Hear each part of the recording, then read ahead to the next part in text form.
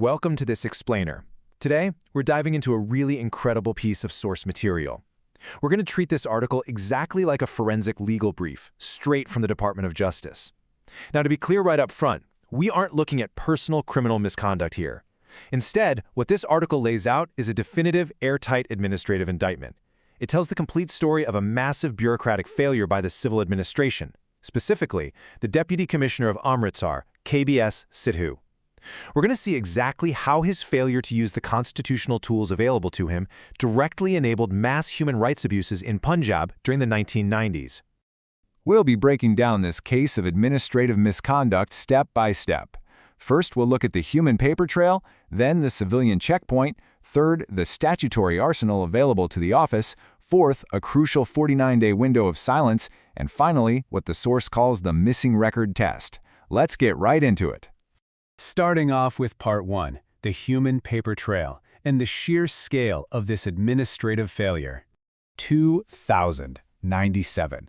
That is a staggering number, right? According to the source material, this is the devastating, verified number of illegal cremations in the Amritsar region, confirmed by the Central Bureau of Investigation. We're talking about human beings who were burned to ash without any postmortems, without death certificates, and without a single magisterial authorization. As the Supreme Court of India put it, this was a flagrant violation of human rights on a mass scale. Now you might be wondering, how does something like this even come to light? It wasn't just rumors. It came down to a paper trail. The article highlights an investigator, a bank manager named Jaswant Singh Khalra. He did something absolutely brilliant. He cross-referenced the municipal firewood logs, literally the receipts for how much wood was purchased, against the official cremation registries. The state obviously didn't want these bodies counted, but those municipal firewood vouchers proved there was a massive gap. Thousands of people were taken into custody, killed, and then burned as unidentified, completely bypassing the civil administration. Which brings us to Part 2, the civilian checkpoint. We really need to look at the office before we look at the officer. Before we get into specific individuals, let's look at the actual mechanism that was built to prevent this exact type of tragedy. The district magistrate, or deputy commissioner, was absolutely not just a ceremonial role. Under Section 4 of the Police Act, this specific office was legally mandated to exercise, quote, general control and direction over the district police. It was literally designed to be the ultimate civilian checkpoint, standing between police power and the rule of law. And this is absolutely crucial. When we look at the office held by K.B.S. Sidhu from 1992 to 1996, we have to judge it strictly by the documentary record it was required by law to create. The source text has this fantastic quote: "A public file must verify an office. A dead witness may explain a memory. The two are not interchangeable." In other words, an office's accountability relies entirely on its paperwork. You can't just take someone's word for it. So, what paperwork was required?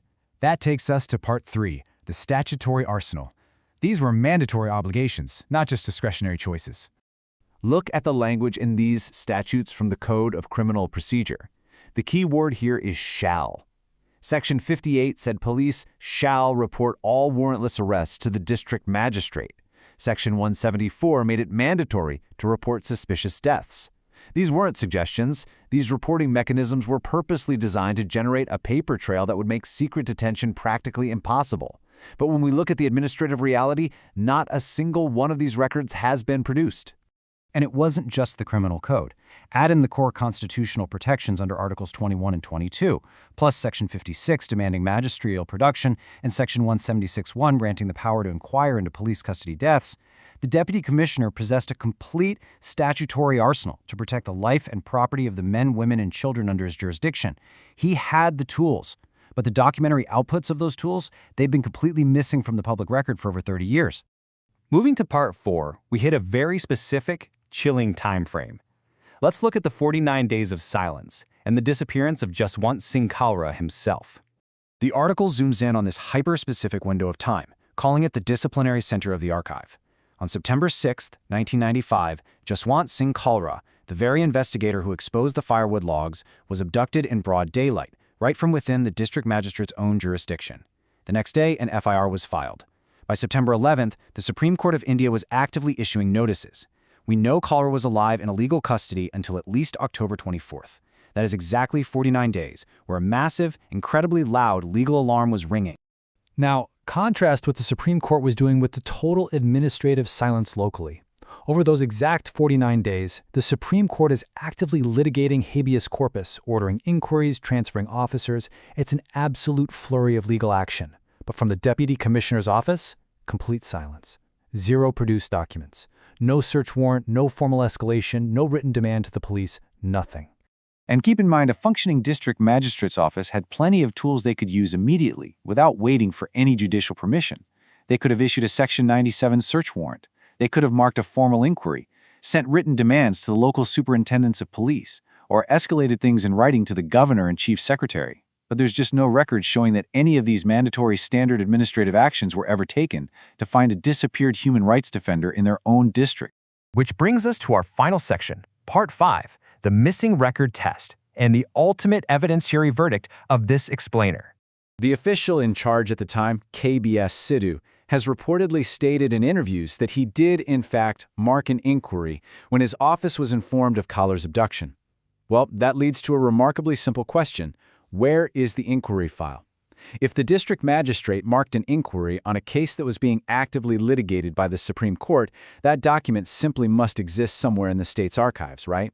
The source text uses what it calls the airtight three-possibility test. It's pretty straightforward, and there's really no fourth option here. Option 1, the file existed, so produce it. Option 2, it was legally destroyed under standard government record-keeping rules. Okay, then produce the legal destruction order. Option 3, the office just failed its statutory duty to create the file in the first place, which means they need to provide a legal explanation for why it was never generated. For 30 years, not a single one of these three steps has been met. And here is the really tragic downstream consequence of that upstream administrative failure. Because the Deputy Commissioner's office completely failed to generate those contemporaneous records back in 1995, legal accountability is now permanently paralyzed. Fast forward to May 2024, and the CBI officially declared any further statewide investigation a, quote, futile exercise. The witnesses are gone, memories have faded, and the records simply aren't there. The source document summarizes this entire tragedy with a really profound statement. It says the administrative disappearance was the second killing. Think about that for a second. The first killing was physical, but the second killing, the total erasure of every single document that would have proved custody, torture, or cause of death, that was purely administrative. The body was burned once, but the file was never created, and that is what made the erasure permanent. I want to leave you with this haunting reality from the text. A functioning civil bureaucracy is supposed to be the very thing standing between an everyday citizen and unchecked state power.